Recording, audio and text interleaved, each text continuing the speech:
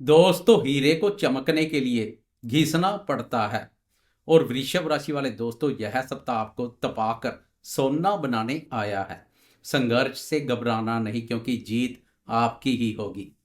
नमस्कार दोस्तों, मैं हूं आपका एस्ट्रोलॉजर दोस्त राजेश कालिया। और आप देख रहे हैं आपका अपना सबसे विश्वसनीय चैनल अक्षित एस्ट्रो मास्टर। मेरे वृषभ राशि वाले दोस्तों, कैसे हो? दोस्तों, आप सभी को नव वर्ष 2026 की बहुत बहुत शुभकामनाएं। साल का पहला सप्ताह हमेशा खास होता है, क्योंकि यह पूरे साल की टोन सेट करता है। 5 जनवरी से लेकर 11 जनवरी तक का यह समय आपके लिए खट्टे मीठे अनुभव का मिश्रण रहने वाला है। ग्रहों की स्थिति कुछ ऐसी बनी हुई है कि यहाँ एक तरफ धन की वर्षा हो रही है, वहीं दूसरी तरफ कुछ गुप्त चिंताएं भी आपको घेर सकती है। लेकिन घबराने की जरूरत नहीं है, क्योंकि हम यहाँ इसलिए हैं ताकि आपको आने वाले समय के लिए पहले से तैयार कर सके।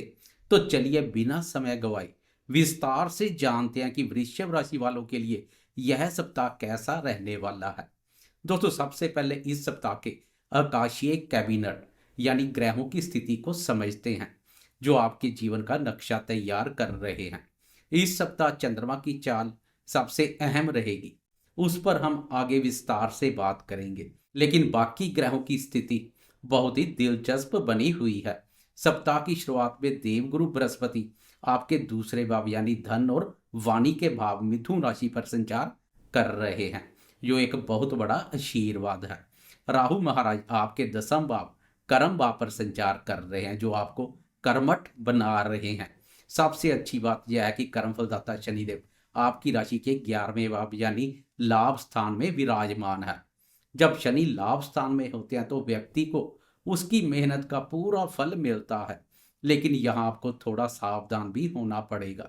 आपके चौथे भाव चतुर्थ भाव, जिसे सुख भाव कहते हैं, उसमें केतु संचार कर रहा है। और सबसे बड़ी चुनौती यह है कि आपके अष्टम भाव यानी बाधक स्थान में 4 महत्वपूर्ण बड़े ग्रहों का जमावड़ा लगा हुआ है। सूर्य, मंगल, बुध और शुक्र। वृषभ राशि वाले दोस्तों, ध्यान दीजिए, शुक्र आपका राशि स्वामी है। और इस सप्ताह शुक्र और मंगल सूर्य के अत्यंत निकट होने के कारणवश पूर्ण अस्त जैसी अवस्था में रहेंगे। जब घर का मालिक यानी लग्नेश ही अष्टम भाव में जाकर अस्त हो जाए तो इसे ज्योतिष में बहुत संवेदनशील स्थिति माना जाता है। यह स्थिति आपके स्वस्थ और आत्मविश्वास को कैसे प्रभावित करेगी, आइए इसे विस्तार से समझते हैं। मैं आपको डराऊंगा नहीं, बल्कि सही रास्ता दिखाऊंगा, ताकि आप सावधानी बरत सके और नुकसान से बच सके। सबसे पहले बात करते हैं स्वास्थ्य की। स्वास्थ्य के मोर्चे पर यह सप्ताह आपके लिए रेड अलर्ट जैसा है।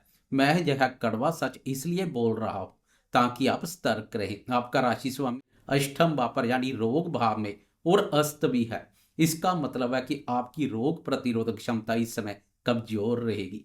आपको गुप्त रोग, हार्मोनल दिक्कतें या पेट के नीचे वाले हिस्से में परेशानी हो सकती है। उधर पराक्रमी मंगल भी अस्त है, जिससे शरीर में ऊर्जा की कमी या थकान महसूस होगी। आपको लगेगा कि आप काम करना चाहते हैं, लेकिन शरीर साथ नहीं दे रहा। इस सप्ताह बाहर का खाना पूरी तरह बंद कर दे और वाहन बहुत सावधानी से चलाएं, क्योंकि अष्टम भाव दुर्घटना का भी होता है। बात करें करियर और व्यवसाय की, तो करियर के लिहाज से स्थिति थोड़ी विरोधाभासी है। दसम भाव में राहु आपको काम के प्रति जुनूनी बनाएंगे। आप ऑफिस में खूब मेहनत करेंगे, लेकिन अष्टम भाव में ग्रहों की भीड़ और लग्नेश का कमजोर होना यह बता रहा है कि ऑफिस में कुछ गुप्त शत्रु सक्रिय हो सकते हैं। आपकी पीठ पीछे बातें हो सकती है। अगर आप पार्टनरशिप में बिजनेस करते हैं तो इस हफ्ते पार्टनर पर आंखें बंद कर भरोसा ना करें। हालांकि जो लोग रिसर्च, इंश्योरेंस, माइनिंग या किसी गुप्त विद्या से जुड़े हैं, उनके लिए यह सप्ताह शानदार रहेगा। शनिदेव 11वें भाव पर संचार कर रहे हैं, इसलिए अंत जीत आपकी ही होगी। बस आपको धैर्य नहीं खोना है। बात करें आर्थिक स्थिति की, तो आर्थिक स्थिति के मोर्चे में आपके पास खुश होने की वजह है। देवगुरु बृहस्पति दूसरे भाव यानी धन भाव में बैठकर आपकी सेविंग को सुरक्षित रख रहे हैं। शनिदेव 11वें भाव यानी आय भाव से लगातार धन का प्रभाव बनाए हुए हैं, यानी पैसा आता रहेगा। लेकिन अष्टम भाव का प्रभाव यह है कि अचानक खर्च भी तैयार खड़े हैं। हो सकता है किसी की बीमारी पर या किसी पुराने कर्जे को चुकाने में पैसा खर्च हो। भूमि, भवन या वाहन से संबंधित कोई खर्चा हो सकता है। इस सप्ताह शेयर बाजार में सट्टा लगाने या लॉटरी खेलने से बिल्कुल दूरी बनाकर रखें, क्योंकि अष्टम भाव का सूर्य नुकसान करवा सकता है। सुरक्षित निवेश पर ही अधिक ध्यान दें। बात करें शिक्षा और संतान क्षेत्र की, तो दोनों का विचार पंचम भाव से किया जाता है। पंचमेश बुध भी अष्टम भाव पर संचार कर रहा है। विद्यार्थियों के लिए यह समय थोड़ा भटकाव वाला हो सकता है। आपका मन पढ़ाई में कम और इधर उधर की बातों में ज्यादा लगेगा।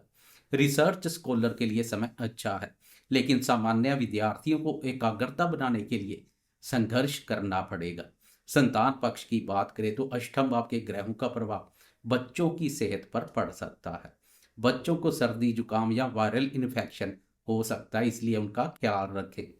प्रेग्नेंट महिलाओं को इस सप्ताह विशेष सावधानी बरतने की सलाह दी जाती है। बात करें प्रेम संबंध और दाम्पत्य जीवन की, तो प्रेम संबंधों के लिए यह सप्ताह बहुत नाजुक है। शुक्र जो प्रेम का कारक है और मंगल जो ऊर्जा के कारक हैं, दोनों अस्त होकर अष्टम भाव पर संचार कर रहे हैं। यह ब्रेकअप या भारी गलतफहमी का योग बना सकता है। अपने साथी पर शक ना करें और ना ही पुराने गड़े मुर्दे उखाड़ें।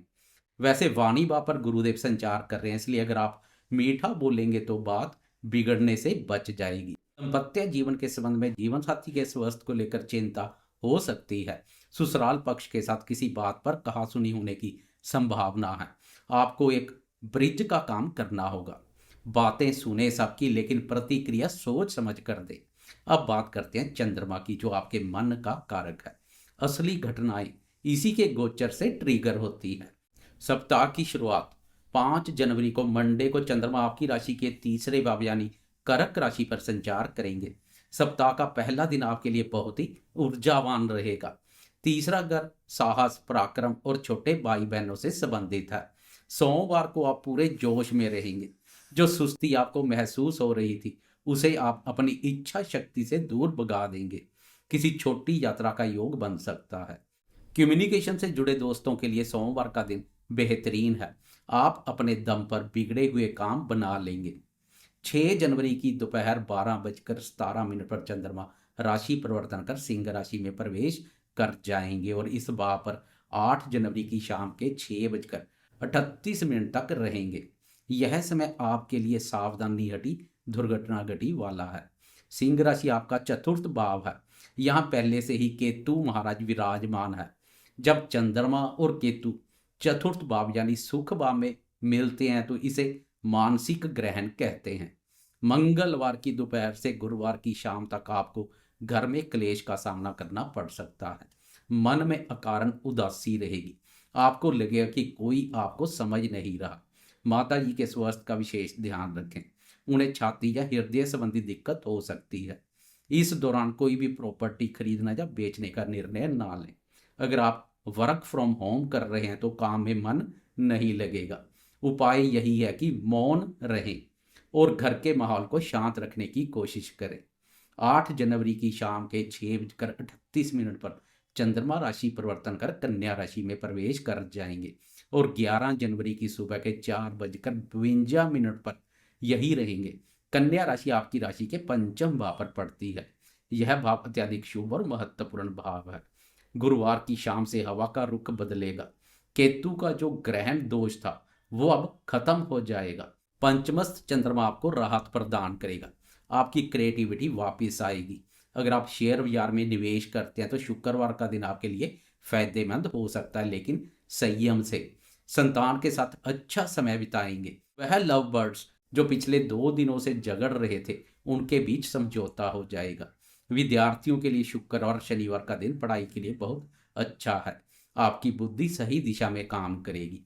11 जनवरी की सुबह सुबह यानी ब्रह्म मुहूर्त में 4:52 पर चंद्रमा तुला राशि में प्रवेश कर जाएंगे।